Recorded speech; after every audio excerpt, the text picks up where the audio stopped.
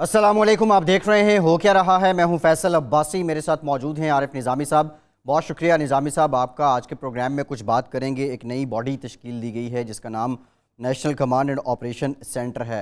कौमी राब्ता कमेटी के इजलास में ये फैसला किया गया था। इस बॉडी से मुतालिक army chief general Qamar Javed Bajwa ने ख़ुद इसकी मीटिंग में शिरकत की है और ये कहा है कि मसलक मज़हब से क़तई नज़र वायरस के ख़िलाफ़ कामयाबी के लिए खड़ा होना है और कौमी इत्तेहाद पे इस वक्त उन्होंने ज़ोर दिया है। ये भी कहा है कि इससे पहले भी मुश्किल मरहले आए, लेकिन इस मुश्किल मरहले में भी हम कौम के एतमाद के साथ निकल जाएंगे। इससे मुतालिक भी बात करेंगे। इसके साथ साथ लेफ्टिनेंट जनरल हमूदुज़्ज़मान जो हैं उनको कन्वीनियर मुकर्रर किया गया है इस बॉडी का। इसकी फंक्शनिंग क्या होगी, इस पर बात करेंगे। फिर prime minister of Pakistan Imran Khan ने कहा है कि पाकिस्तान में फैलाव कम है कोरोना वायरस का और इंडस्ट्रीज़ खोल देंगे, कुछ SOPs बनाए जाएंगे जिसके बाद ये इंडस्ट्रीज़ खुलेंगी। निज़ामी साहब, बिलावल साहब का बयान भी है, सिराजुल हक भी बोल रहे हैं, फजलुर रहमान ने भी अपने तहफ़्फ़ुज़ात का इज़हार किया है, शहबाज शरीफ साहब ने कुछ मुतालबे भी किए हैं, कुछ तहफ़्फ़ुज़ात का इज़हार भी किया है।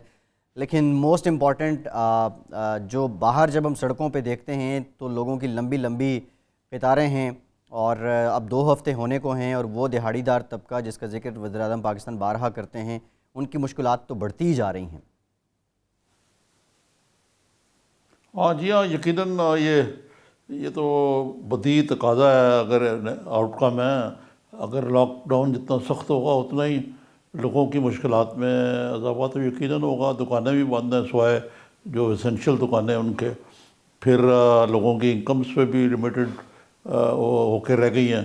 ये भी एक अलमिया है। मैं तो अर्ज़ कर रहा था आपसे कि अमेरिका जैसे मुल्क में बड़े वो लोग जो कभी सोच भी नहीं सकते थे, वो वैसी मुकामात पे उनको जाना पड़ता है जहाँ से उनको सरकारी ख़जाने से खाने पीने की अशिया बाकी चीज़ें और मदद दी जाती, क्योंकि सारा का सारा सिस्टम ही उलट पुलट होकर रह गया। तो पाकिस्तान में तो कोई सिस्टम ही नहीं है, तो इसका यकीनन मनफी असर पड़ रहा है रोज़मर्रा की ज़िंदगी में। लेकिन चॉइस जो है दूसरी क्या है, क्या हम जो हमारा ग्राफ है उसको ऊपर जाने दें, जो इससे मुतासरीन का और डेथ रेट का भी। जी बिल्कुल, आप निज़ामी साहब ठीक कह रहे हैं। यहाँ पे कोई मिडल वे निकालना होगा। 2 + 2 = 4 यहाँ नज़र नहीं आ रहा। अच्छा, फिर उसके साथ साथ निज़ामी साहब आप ये भी देख रहे हैं एक वर्चुअल वार भी चल रही है। अब ट्विटर पे हम देखते हैं कोई ग्रुप किसी को ज़िम्मेदार ठहरा रहा है, कोई दूसरे को ठहरा रहा है। इस सारे तनाजुर में जो आर्मी चीफ ने बात की है कि मसलक मज़हब से क़तई नज़र वायरस के ख़िलाफ़ कामयाबी के लिए खड़ा होना है और इत्तेहाद की बात की है, ये जो सब एक वबा है पूरी दुनिया में है, लेकिन पाकिस्तान में ये एक मुख्तलिफ रंग इसको क्यों दिया गया? और फिर अब इस पे आर्मी चीफ ने जो इत्तेहाद की फिर से बात की है, करना अवाम को क्या करना होगा इस तनाजुर में? देखिए फैसल साहब, मैं आपको जो एक मुल्क का जनूबी कोरिया जिन्होंने बड़ी कामयाबी से ये कंट्रोल किया, वहाँ भी एक मजहबी ग्रुप है, उन्होंने इसको पढ़ा, वो एक क्रिश्चियंस का ही कोई मजहबी ग्रुप है और उन्होंने इसको फैलाने में खासा किरदार अदा किया। उसके बाद जब ये चीज़ वाज़ेह हुई तो टेलीविज़न पर जो उनका सरबराह था उसने पूरी कौम से सजदा ज़ेर होकर माफ़ी मांगी।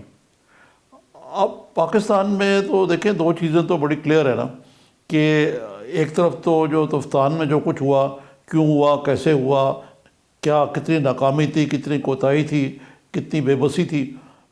दूसरे जो तबलीगी जमात का जो इज्तिमा हुआ है जी, उसको जारी और सारी जारी रहने दिया गया, इसके बावजूद कि उस वक्त करोना वायरस पूरी तरह फैल चुका हुआ था जी। और इस ज़मन में जब पंजाब हुकूमत ने से कहा मुंतज़मीन से, तो उन्होंने बात मानने से इनकार कर दिया और फिर पंजाब हुकूमत ने कहा ठीक है आपकी मर्ज़ी, हालांकि उस वक्त सख्ती करनी चाहिए थी जो नहीं की गई। अब इसके ज़रिए अजीब किस्म की कंट्रोवर्सीज़ जो हैं वो सामने आ रही हैं।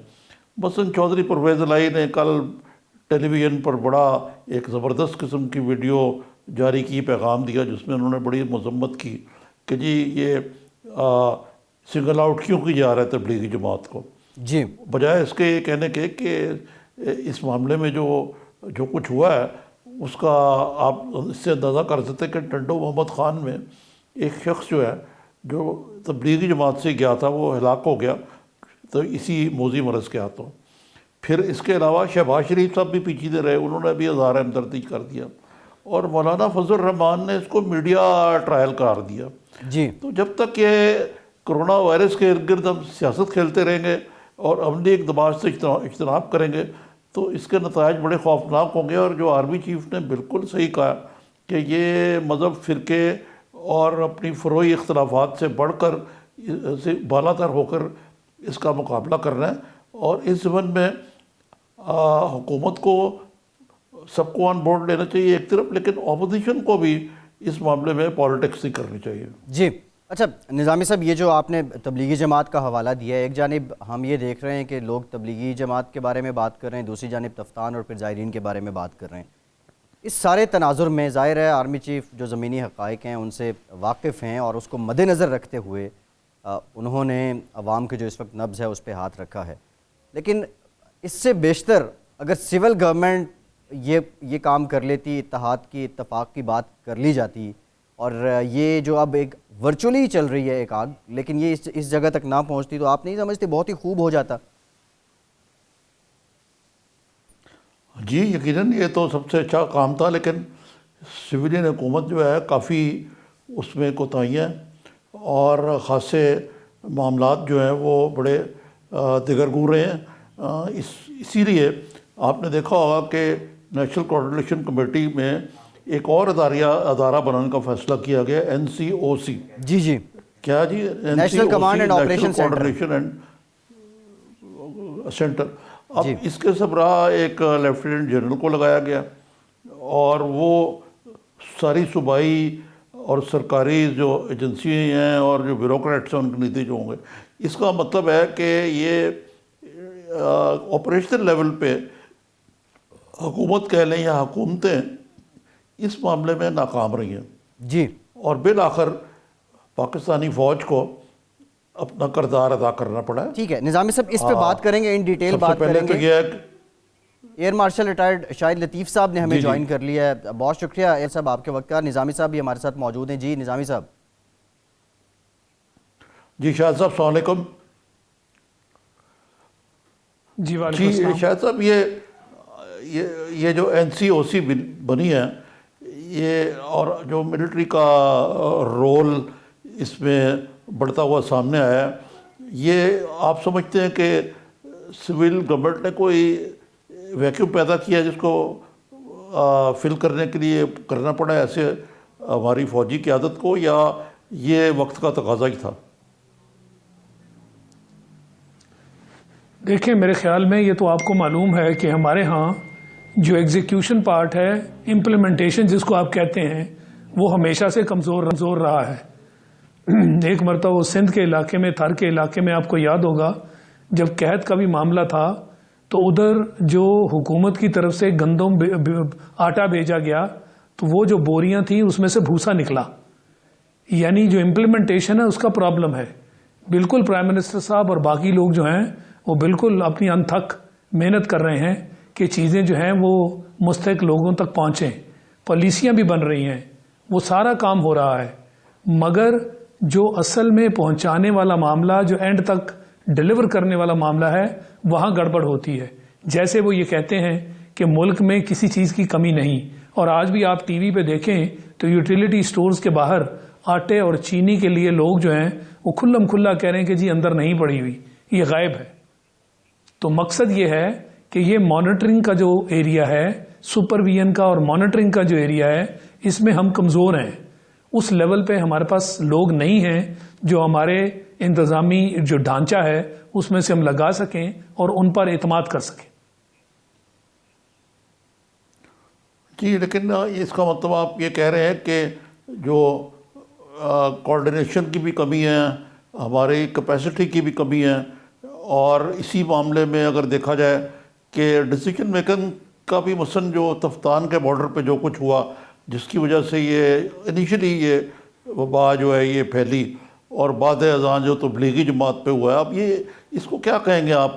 پولیٹیکل لیول پہ انتظامی فیصلوں میں کوتاہی کی گئی یا آپریشن لیول پہ یہ معاملات اٹھے یا کیپیسٹی کا مسئلہ تھا؟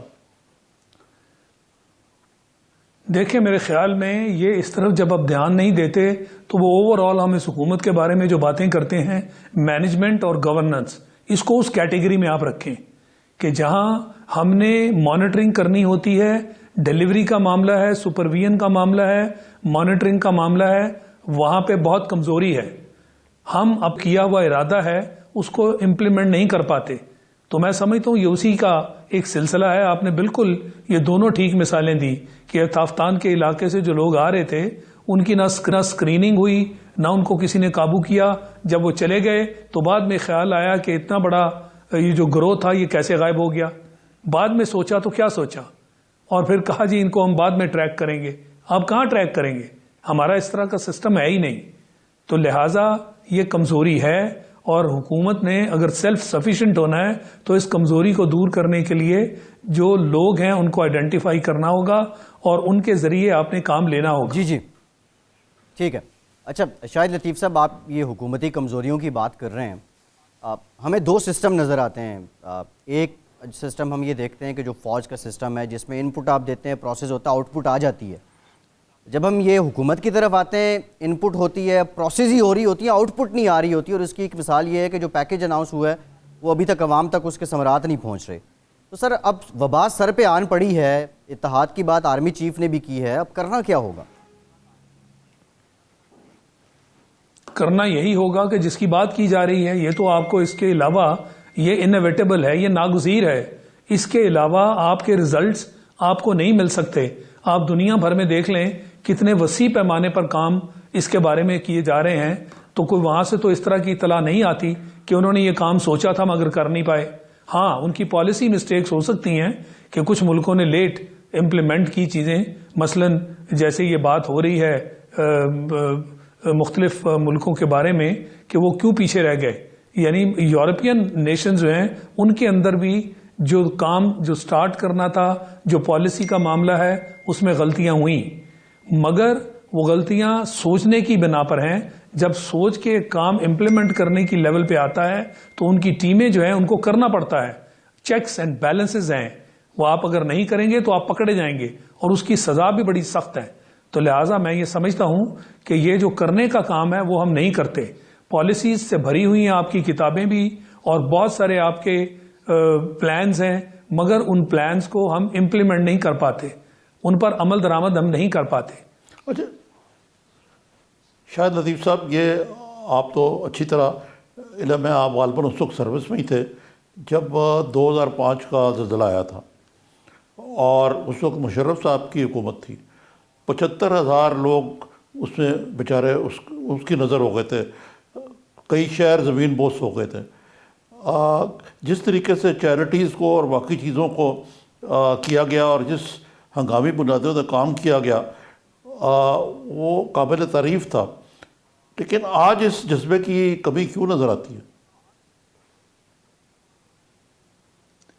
دیکھیں اس وقت بھی اگر آپ کو یاد ہے تو عین جب سر پہ ایک مصیبت آ گئی تھی تو ہم نے اس کو مینیج کرنے کی کوشش کی، اور بہت سارے لوگ نکلے.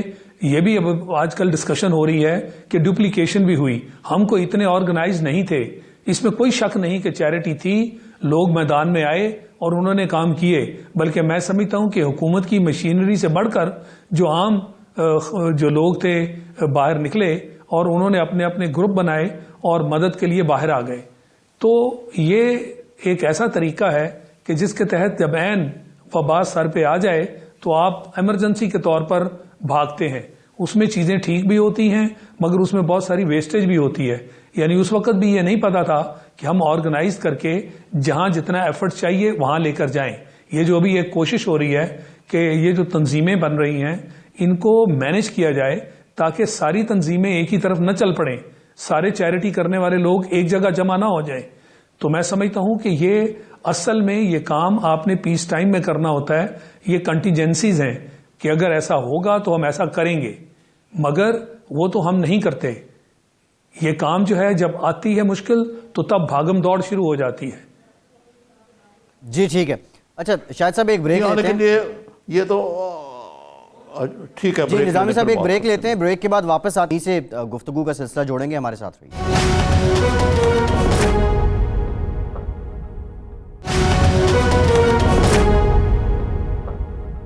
بریک کے بعد ایک بار پھر سے آپ کو خوش آمدید کہیں گے. نظامی صاحب بریک سے پہلے جس بات پہ زور بھی دے رہے تھے شاہد لطیف صاحب, وہ یہی کہہ رہے ہیں کہ پالیسی اور لکھت پڑھت سے زیادہ پریکٹیکلی کچھ کرنے کا وقت ہے. آپ کو کیا لگتا ہے یہ پاکستان کی سیاست میں یہ پچھلے 5-10 سالوں سے جو پاور پوائنٹ کلچر جنم لیا ہے اعداد و شمار اکٹھا کرنے کا, یہ زمینی حقائق کے ساتھ اس کی کتنی مماثلت ہوتی ہے, یا ابھی بھی کنونشنل موڈ آف سیاست اور گورننس ہی آپ کو لگتا ہے زیادہ کارگر ہیں نظامی صاحب؟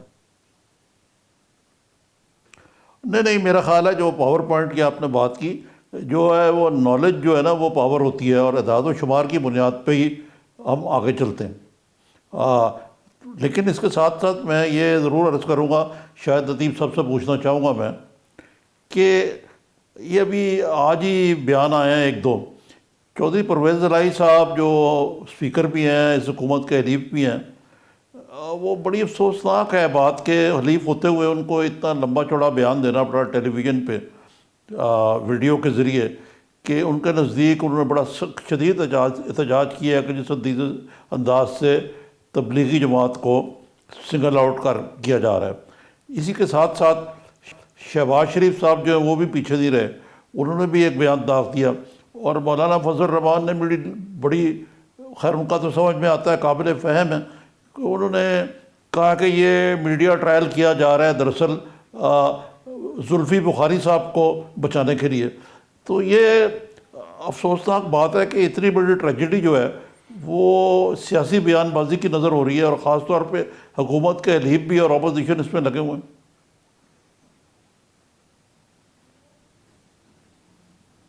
شاہد صاحب آپ کو آواز آ رہی ہے؟ جی آواز آ رہی ہے. میں اس کا جواب دینا چاہوں گا. جی شاہد دیکھیں, یہ بڑے افسوس کی بات ہے کہ ایسی ایمرجنسیز جو کہ پوری قوم پر ایک آفت کی صورت میں ظاہر ہوئی ہیں, اور جس سے اتنا نقصان ہو رہا ہے, اور دنیا جس کے بارے میں اپنی ایڑی چوٹی کا زور لگا رہی ہے کہ اس کا کوئی حل ڈھونڈیں, اور اس میں ہم سیاست کر رہے ہیں. یعنی ہم یہ نہیں طے کر پاتے کہ سیاست کے لیے اور مقام اور جو موضوع ہیں وہ کیا کم ہیں, کیا آپ اس نام پر سیاست کریں, یہ حقیقت ہے. اور دوسری بات یہ کہ اگر یہ پھر سے وہی معاملہ آ جاتا ہے نا آپ کی مینجمنٹ اور آرگنائزیشن کا, گورننس کا, کہ اگر غلط کام ہوا ہے تو اس کی سزا ہے. اس سے پہلے غلط کام کے بارے میں باقاعدہ تشہیر کریں کہ غلط کام کیا ہے. یہ جو گروہ ہیں ان کی صورت میں نکلنا, اور اس طرح خاص کر تبلیغی جماعت کا یہ کام ہونا, یہ لیک آف ایجوکیشن بھی تو ہے نا, کہ علم میں نہیں ہے اور آپ نکل آئے جیسے عام طور پہ نکلتے ہیں. مگر ان کے ساتھ اس طرح کا سلوک آپ نہیں کر سکتے تھے. آپ کو یاد ہوگا کہ ہمارے جو لوگ ہیں نابینا ہیں, ہر چوتھے روز سڑکوں پر ہوتے ہیں, ان کے مسائل ہیں, اس کی خاطر وہ احتجاج کرتے ہیں. ان کے ساتھ جس طرح کا ہم نے سلوک بارہا کیا ہے, کیا وہ جائز ہے؟ کیا یہ سب کو نظر نہیں آتا کہ ایسے لوگوں کے ساتھ جو اپاہج ہیں ان کے ساتھ آپ اس طرح کا, ان کی یعنی مار پیٹ, ان کے ساتھ اتنا غلط قسم کا برتاؤ, یہ تو کسی قوم کو زیب نہیں دیتا, مگر یہ ہوتا ہے. تو اس لیے ہم میں یہ جانچ اور یہ جو لائن ہم نے ڈرا کرنی ہوتی ہے وہ ہم نہیں کر پاتے. اپنے ذاتی اور انفرادی مقاصد کی خاطر ہم کسی بھی جو لائن ہے اس کا احساس نہیں کرتے, کسی دوسرے کے بارے میں وہ یہ احساس نہیں کرتے کہ جس کے ساتھ آپ ڈیل کر رہے ہیں وہ کون ہے. ہر آدمی جو ہے وہ ضروری نہیں ہے کہ اس نے جان بوجھ کے یہ جو کوئی جرم ہے یہ کیا ہے. کئی مرتبہ آپ سمجھا نہیں پاتے, چیزیں سمجھ نہیں آتی, لوگوں کو احساس نہیں ہوتا, تو آپ سزا کا تعین جو کرتے ہیں وہ ایک طریقے سے دیں. آپ یہ کام نہیں کر سکتے کہ جس میں کسی کی ذلت ہو اور رسوائی ہو. جی یہ کام بحثیت قوم ہم میں یہ ہے نہیں, اور ہم نے اس پر زور نہیں دیا. جیسے میں نے آپ کو یہ نابینا افراد کی مثال دی, یہ کام بار بار ہوا. جی. اس کا مطلب ہے کہ ہم نے سوچا نہیں کہ ہم یہ جو اپاہج لوگ ہیں یہ احتجاج کیوں کر رہے ہیں, ان کو کس طریقے سے آپ نے ڈیل کرنا ہے. اگر وہ احتجاج کر رہے ہیں تو کوئی مسئلہ ہے جس کے اوپر احتجاج کر رہے ہیں, آپ ان کی مار پٹائی شروع کر دیں, اس سے آپ کیا گین کر رہے ہیں؟ آپ کیا سمجھتے ہیں کہ ان کے مسائل حل ہو جائیں گے؟ تو یہ افسوس کی بات ہے. جی جی اچھا شاہد صاحب، یہ تو آپ نے بات بالکل ٹھیک کی ہے. اچھا دوسری جانب ایک اور بھی معاملہ ہے. پرائم منسٹر آف پاکستان نے آج بھی ذکر کیا کہ ہمارے پاس اتنے وسائل نہیں ہیں. یہ تو حقیقت ہے کہ ہمارے پاس اتنے وسائل نہیں، اور ان حالات میں اب ایک مشکل آن بھی پڑی ہے. اب جاننا میں آپ سے یہ چاہ رہا تھا، وسائل نہیں ہیں تو وسائل تلاش بھی کیے جا سکتے ہیں، وسائل کریٹ بھی کیے جا سکتے ہیں. JF-17 تھنڈر اگر ہم بنا سکتے ہیں تو یہ وینٹیلیٹر بنانا کوئی زیادہ مشکل کام ہے؟ دیکھیں یہ ٹیکنیکل بات ہے، کوئی ایسی کوئی چیز نہیں ہے جو آپ نہیں کر سکتے. اس کے لیے آپ نے ایک باقاعدہ منصوبہ بندی کرنی ہوتی ہے. آپ نے صحیح کہا کہ جو قوم جو ہے ایک فائٹر جہاز اسٹیٹ آف دی آرٹ اگر بنا لیتی ہے، ہمارا تو کہیں بنانے والوں میں نام ہی نہیں ہے. ہم اس مقام سے چلے کہ ہم 0 درجے پہ تھے اور وسائل بھی نہیں تھے، ٹیکنالوجی بھی نہیں تھی، کچھ بھی نہیں تھا. ہم نے ایک کام کر لیا کیونکہ وہ ضرورت تھی، اور اس ضرورت کے بغیر آج ہم بہت مشکل میں ہوتے. ایئر پاور جو ہے وہ آج ایک ایسا رول اختیار کر چکی ہے جس کو آپ ڈیسائسو رول کہتے ہیں کہ اس کے اوپر باقاعدہ فیصلے ہوتے ہیں. تو جب ہم نے سوچا کہ یہ ناگزیر ہے، ہم نے محنت کی تو اللہ نے اس کا اجر عطا کیا. بھارت نے بھی کوشش کی تھی مگر وہ فیل ہو گیا. تو مقصد یہ ہے کہ کام کوئی ایسا نہیں جو آپ نہیں کر سکتے، مگر اس کی منصوبہ بندی کرنی ہوتی ہے. جی ایسی کو اگر اس طرح کی آپ کو مثال ملتی ہے تو اس مثال سے ہمیں سبق سیکھنا چاہیے. یہ نہیں ہم کہہ سکتے کہ چونکہ ہمارے پاس وسائل نہیں ہیں لہٰذا لوگ مرتے رہیں. یہ کیسی بات ہے؟ یہ کوئی بات نہیں ہے. ایک طرف تو ہم کہتے ہیں کہ جناب ہم ہارتے نہیں، ہم نے باقاعدہ جیتنا ہے. ہم نے ہر جو مشکل ہے اس کا مقابلہ کرنا ہے، کھڑے ہونا ہے. تو مقابلہ ایسے تو نہیں کیا جاتا کہ کوئی کبھی بہانہ وسائل کا لگا دیں، کبھی مینجمنٹ کا لگا دیں، ایسے نہیں کیا جاتا. جی نظامی صاحب. شاید عزیزوں میں ایک اور کنفیوژن بڑی ہے، ابھی تک ایک اور کنفیوژن بڑی سخت رہی ہے. وہ یہ ہے کہ لاک ڈاؤن ہونا چاہیے نہیں ہونا چاہیے. پرائم منسٹر صاحب خود کلیئر نہیں ہے، اور عام طور پہ کہا جاتا ہے کہ یہ مقتدر قوتوں کو اپنا the head to force the hand of the government کہ یہ لاک ڈاؤن ضروری ہے. تو ابھی بھی کچھ تردد نظر آتا ہے کہ اس کو لاک ڈاؤن کا نام نہیں دیا جا رہا لیکن لاک ڈاؤن ہے. یہ مدر آف آل کنفیوژن تو یہ بات ہے. آپ نے بالکل ٹھیک کہا نظامی صاحب. جب ہم خود ہی کنفیوز ہیں، ہمیں ذہن میں یہ نہیں پتا کہ ہم لاک ڈاؤن کس طرح کا چاہتے ہیں، لاک ڈاؤن چاہتے ہیں یا نہیں چاہتے. اصل میں لاک ڈاؤن تو ہے، یہ تقریباً ہر صوبے میں ہے، اسلام آباد میں بھی ہے. آپ باہر نکل کر دیکھیں کوئی چیز آپ کو موو کرتی نظر نہیں آ رہی. اور دنیا بھر میں جو ابھی تک مثال ہمیں ملی ہے، جن لوگوں نے، اور خاص کر چین کی بھی آپ مثال لے لیں، اس نے اس علاقے کو، ووہان کو فوراً لاک ڈاؤن کیا تھا جس سے ان کو نتائج ملے. اور جنہوں نے نہیں کیا، جیسے ہم اٹلی جیسے ملک کی مثال دیتے ہیں، وہ کتنی بری طرح پھنسا کیونکہ انہوں نے ہر چیز لیٹ کی. جب مثالیں بھی آپ کے سامنے ہیں تو اچھی مثالوں کو تو فالو کرنا چاہیے نا. لاک ڈاؤن ہے، یہ حقیقت ہے. اب اس لاک ڈاؤن میں آپ کس طرح کا لاک ڈاؤن چاہتے ہیں اس کو ڈیفائن کریں، اس کے اوقات کی بات کر لیں، کس طرح کا آپ لاک ڈاؤن چاہتے ہیں. اور اگر آپ لوگ سمجھتے ہیں کہ بالکل جو لوگ جن کے پاس وسائل نہیں ہیں، غریب لوگ جن کے بارے میں پرائم منسٹر صاحب بار بار بات کرتے ہیں، ان کے بارے میں آپ ان تک سامان پہنچائیں، ان کی مدد کریں. سامان پہنچانا اور لاک ڈاؤن یہ دو مختلف چیزیں ہیں. ضروری نہیں ہے کہ لاک ڈاؤن کے اثرات جو ہیں وہ ان غریبوں پر ضرور ہوں گے. اگر آپ ان کی مدد کریں گے تو ان پر وہ اثرات نہیں جو ہے ان کا اثر ہوگا. اصل بات یہ ہے کہ جو کام آپ کر نہیں سکتے اس سے بچنے کے لیے آپ ایک بڑی غلطی کر دیتے ہیں. میں سمجھتا ہوں لاک ڈاؤن کی ضرورت ہے، یہ کام ہر صورت ہونا چاہیے تھا. میں اچھی بات ہے کہ یہ ہو بھی رہا ہے، مگر یہ اس کو انا بنا لینا کہ چونکہ ہم نے کہا ہے کہ لاک ڈاؤن نہیں ہوگا، سندھ حکومت اگر کوئی بات کرتی ہے تو فوراً اس کے بعد ایک اور سٹیٹمنٹ آ جاتی ہے کسی اس طرح کی کہ ہوتی وہی ہے مگر نام اس کا کچھ بدل دیا جاتا ہے. یہ پھر سیاست ہے نا. جی یہ ٹھیک طریقہ نہیں ہے. جی بالکل ٹھیک. بہت شکریہ. وسیع مفاد کی بات ہے. جی بہت شکریہ شاہد لطیف صاحب، آپ ہمارے ساتھ موجود تھے.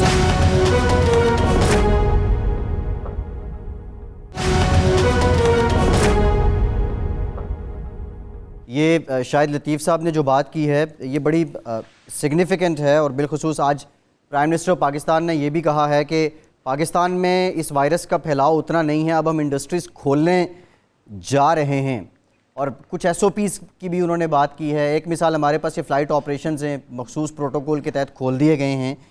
اب یہ اس طرح کی جو تجویز ہے اس میں آپ نہیں سمجھتے کہ یہ ٹائم بڑا امپورٹنٹ ہے؟ 1 دن 2 دن 3 دن کتنے دنوں میں یہ کلیئر ہو جانا چاہیے, جو بھی پروٹوکولز ہیں سارے میٹرز کے وہ سامنے آ جانے چاہیے. اس میں تاخیر نہیں ہو رہی کیا؟ شاید لطیف صاحب نے جو بات ختم کی ہے نا کہ جو سندھ گورنمنٹ کرتی ہے اس کا الٹا ضرور ریئیکشن دینا ہوتا ہے, یہ ایک اور وائرس ہے جو میرے خیال سے پی ٹی آئی کی حکومت کو اپنے دماغ سے نکال دینا چاہیے. وہ ہے کہ ایک الرجی اور انانیت کہ یہ کیونکہ وہاں اپوزیشن کی حکومت ہے, اپوزیشن کو کسی صورت برداشت نہیں کرنا اور ہم نے ہر قیمت پر ان کو نچلا دکھانا ہے. یہ وائرس جو ہے اس کا کیا علاج ہے مجھے بتائیں. اس کا علاج کوئی وہ قنین ہے جس کو آج پنجاب حکومت نے کیا یا کوئی اور علاج ہے کہ بعد از خرابی بسیار ہی صرف ہم اس معاملے میں کچھ نہ کچھ سیکھیں گے. اچھا اس معاملے میں جو میں بات کر رہا ہوں نا جی اس میں آج بلاول بھٹو صاحب کا بیان بڑا دلچسپ ہے. جی جی انہوں نے کہا کہ یہ تنزیہ فکرے جو ہے نا اپوزیشن میڈیا کے خلاف ایک کیمپین چلایا جا رہا ہے جی کہ وہ تنظیم یہ ہے طنز کے بجائے کورونا پہ توجہ دیں. ہے پروپیگنڈا. ہاں لیکن دیکھیں نا اس میں مسئلہ یہ ہے کہ وزیر اعظم نے کچھ میڈیا پرسنز کو جن کو وہ سمجھتے تھے کہ ان کے اپنے ہیں وہ بلا لیا. اب حالات جیسے ہوئے ہیں ان میں سے بعض نے بڑی کریٹیکل باتیں کی. جب سے یہ ہوا ہے ان میں سے بعض میرے برخوردار بھی ہیں, میرے نیچے کام بھی کرتے رہے. جی جی ان میں سے ایک کے خلاف تو اور اتنا زیادہ زہریلا اور اتنا گندا پروپیگنڈا جو ہے وہ سوشل میڈیا پہ کیا جا رہا ہے کہ مجھے خود افسوس ہوتا ہے کہ یہ کہا جا رہا ہے باقی میڈیا والوں کو کہ اگر آپ نے پرائم منسٹر کے شان میں گستاخی کی تو آپ کا یہ اثر ہوگا. بس ان کی وائف کے ساتھ تصویروں کو سوشل میڈیا پہ لانا جو ہے انتہائی نامناسب, اور ان کی مبینہ یہ کرپشن وہ کرپشن, یہ بڑی ہی انتہائی جو آج بلاول صاحب نے بات کی یہ ٹھیک بات کہی ہے. یہ اس وقت اس طرح کے معاملات میں پڑھنے کا نہیں ہے, بہت بڑی ایمرجنسی ہے جی جس میں دیکھیں اب یہ باتیں شروع ہو گئی ہیں کہ ٹرمپ اپنا جو الیکشن ہے وہ شاید ہار جائیں اگلا, سب سے اوپر ریٹنگ تھی. تو خان صاحب کو بھی نمائشتہ اعتبار پڑھنا چاہیے کہ وہ سروائیول کے لیے بھی ان کو ضروری ہے کہ وہ نئے نئے محاذ نہ کھولیں. جی جی نظامی صاحب آپ یقیناً جن سے متعلق بات کر رہے ہیں ایسا ہی ہوا ہے. بلاول صاحب نے ایسے موقع پہ آ کے اس بات کی مذمت بھی کی ہے. ٹائیگر فورس کی بھی کچھ بات کر لیتے ہیں. فردوس عاشق اوان صاحبہ نے کہا کہ ٹائیگر فورس جو ہے اس کا کوئی سیاسی نام نہیں ہے اور یہ اس کو سیاسی سلوگن بھی نہ سمجھا جائے. کل مراد علی شاہ صاحب ہمارے ساتھ موجود تھے, وہ تو کہہ رہے تھے جی ہمیں تو کوئی مسئلہ نہیں ہے, لیکن اس سب کے باوجود اگر وزیر اعظم نے یہ نام رکھی دی ہے تو یہ محاذ کیوں بن گیا ہے نظامی صاحب؟ نہیں لیکن آپ نے شاید ان کے وزیر اطلاعات کا بیان نہیں پڑھا. انہوں نے کہا سندھ حکومت نے کہ اس کا نام بدلا جائے. جی دیکھیں ویسے تو کہتے ہیں نا کہ کال اے روز بائی اینی نیم, لیکن اصل میں اس کے نیچے یہ کار فرما شک ہے کہ یہ ٹائیگر فورس کا نام جو ہے یہ پی ٹی آئی کے لوگوں کی پارٹی لوگوں کو آرگنائز کر کے فورس بنائی جا رہی ہے. اب دیکھیں اس سے بھی یہ ایک اور یہ جو ہے نا آمرانہ اور ایک عجیب قسم کی جو کیا کہتے ہیں اس کو نارسسزم جس کو کہتے ہیں, خود پسندی, جی نرگسیت, کہ آپ نے حکومت کو تو کچھ سمجھنا ہی نہیں. وہ ایک محترمہ ہے ایک چینل پہ, وہ ان کو بڑی جو اگلی بریفنگ میں اس میں بلایا گیا تو انہوں نے بڑے ہی یعنی 8-9 منٹ شاید وہ بولتی رہی. پھر انہوں نے کہا جان کی امان پاؤں تو میں عرض کروں کہ آپ شہباز شریف صاحب کو کیوں نہیں ملتے. تو خان صاحب نے یہ جواب دیا کہ میرے پاس چوروں ووروں کے لیے کوئی وقت نہیں ہے. وہ بھئی یہ چور وور جو ہے ان کی حکومتیں بھی ہیں سندھ میں اور یہ اپوزیشن میں بھی ہے, ان کی تعداد جو ہے اتنی زیادہ ہے. اب کیا بہتر نہ ہوتا کہ وہ جس میٹنگ سے اٹھ کے چلے گئے تھے جی وہ ان لوگوں سے بیٹھ کے اپوزیشن کے کہتے کہ میں ایک فنڈ بنانا چاہ رہا ہوں, اس کا نام ہم مل کے رکھ لیتے ہیں. جی جی بجائے کہ اپوزیشن اس پہ سیاست کرتی ہے, حکومت سیاست کرے اس پہ. لیکن یہاں تو یہ ہے کہ مشاورت کا عمل جو ہے وہ بالکل مفقود ہوا ہے. اس کا یہ مطلب نہیں ہوتا کہ اگر آپ پرائم منسٹر ہیں تو آپ کوئی آمر مطلق بن جاتے ہیں، ایسا تو نہیں ہوتا. جی نظامی صاحب، یہ دیکھیں اتحاد پہ آرمی چیف نے بڑا زور دیا ہے اور سیاسی جماعتوں کا اتحاد ود ڈیو رسپیکٹ اس معاملے پہ اس طرح نظر نہیں آ رہا. ٹھیک ہے، صوبوں میں وفاق میں ورکنگ ریلیشن ہوگا، وہ ایک ضرورت بھی ہے. تو اب ہم کیا یہ توقع کریں کہ national command and operation centre کوئی رول ادا کرے گا کہ اتحاد اتفاق یہ سیاسی جماعتوں کا بھی ہو جائے؟ نہیں، وہ تو بیوروکریٹک لیول پہ کرے گا، یہ تو حکومت کا کام ہے. آپ دیکھیں، آپ پاکستان کی تاریخ دیکھیں. ہم کہتے ہیں کہ یہ بہت بڑا بحران ہے. کیا یہ اس سے بھی بڑا بحران ہے جب پاکستان دو لخت ہو گیا تھا؟ آپ کو یاد ہے؟ جی بالکل. شاید آپ تو پیدا بھی نہیں ہوئے تھے. میں تو پیدا نہیں ہوا تھا، لیکن نظامی صاحب 1971 کون بھول سکتا ہے؟ لیکن 73 کا آئین آپ کو یاد ہے؟ بالکل یاد ہے. وہی اپوزیشن جو کہتی تھی ذوالفقار علی بھٹو نے ملک توڑا ہے، جی ان کو برداشت کرنے کو تیار نہیں تھی. بھٹو صاحب ان کو برداشت کرنے کو تیار نہیں تھے. یہ لیڈرشپ تھی کہ بھٹو صاحب نے ولی خان اور اس لیول کے اور لیڈر نواب زادہ نصر اللہ، میں کس کس کا نام لوں، جن کو اکٹھے کر کے یہ جو سندھ کے یہ بلوچستان کے نیشنلسٹ ہیں بیزنجو، ان سب کو اکٹھا کر کے 73 کا آئین جو ہے تشکیل دیا. اور وہ آئین جو ہے ایسا آئین ہے جو آج تک کوئی آمر مطلق بھی اس کو توڑ نہیں سکا. اس کی مسخ ضرور کر دیا یا اس کو مؤخر کر دیا. تو اسی قسم کی لیڈرشپ جو ہے اس کا آج توقع کرنی چاہیے تھی عمران خان صاحب سے، لیکن Imran Khan I am sorry اس ٹیسٹ میں ناکام رہے.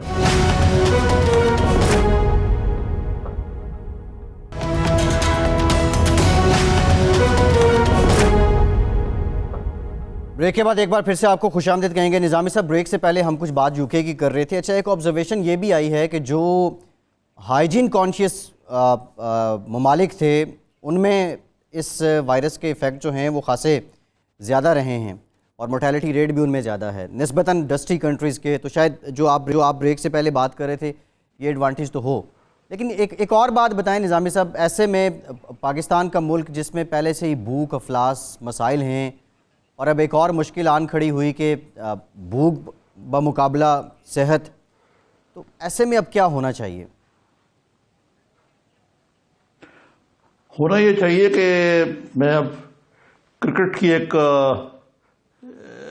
مثال دینا چاہ رہا ہوں، انالوجی، کیونکہ اس کی زیادہ سمجھ آتی ہے اس حکومت کو اور خان صاحب کو خاص طور پہ.